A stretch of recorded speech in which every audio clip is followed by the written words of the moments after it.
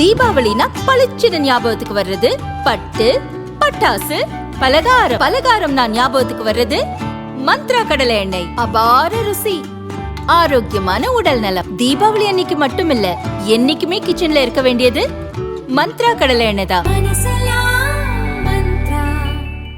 பாகிஸ்தான் தெஹ்ரிக்-இ இன்சாப் கட்சியின் தலைவரும் அந்த நாட்டின் முன்னாள் பிரதமருமான இம்ரான்கான் மற்றும் அவரது மனைவி புஷ்ரா பீபிக்கு மேலும் ஒரு வழக்கில் பாகிஸ்தான் கோர்ட் சிறை தண்டனை விதித்திருப்பது பரபரப்பை ஏற்படுத்தியுள்ளது.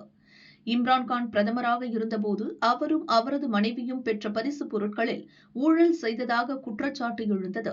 அதாவது 2021 சவுதி மன்னர் மற்றும் அந்த நாடு இம்ரான் பீபி தம்பதிக்கு தங்க நகைகள், வைரங்கள், ரோலக்ஸ் கைகடிகாரங்களை பரிசாக வழங்கியது. அவற்றை அரசு கருவூலத்தில் ஒப்படைக்காமல் 2 பேரும் மோசடி செய்து விட்டார்கள் என்பதுதான் குற்றச்சாட்டு.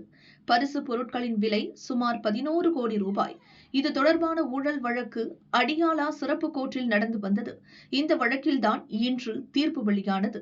அதன்படி நம்பிக்கை மோசடி செய்த குற்றச்சாட்டில் 7 ஆண்டும், ஊழல் செய்த குற்றச்சாட்டில் 10 ஆண்டும் என மொத்தம் 17 ஆண்டு இம்ரானுக்கும் அவரது மனைவிக்கும் சிறை தண்டனை விதித்து நீதிபதி தீர்ப்பு கூறினார். தம்பதிக்கு தலா 1.64 கோடி ரூபாய் அபராதமும் விதித்தார். இதேபோன்ற ஊழல் வழக்கில்தான் ஏற்கனவே இம்ரான்கானுக்கு சிறை தண்டனை விதிக்கப்பட்டது.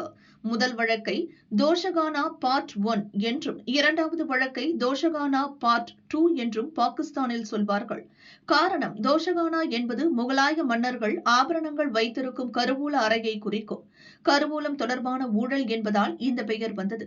ஏற்கனவே வெவ்வேறு ஊழல் வழக்குகளில் கைதாகி அடியாலா சிறையில் இருக்கிறார் இம்ரான்கான். இப்போது வந்து இருக்கும் தீர்ப்பு அவருக்கு இன்னும் பின்னடைவை ஏற்படுத்திவிட்டது.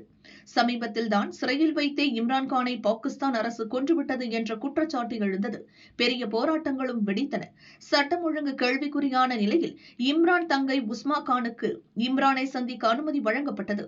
இம்ரானை பார்த்த பிறகு செய்தியாளர்களிடம் பேசிய உஸ்மா, இம்ரான் உயிரோடுதான் இருக்கிறார், ஆனால் மனரீதியாக அவரை சித்திரவதை செய்கின்றனர் என்று கூறியிருந்தார்.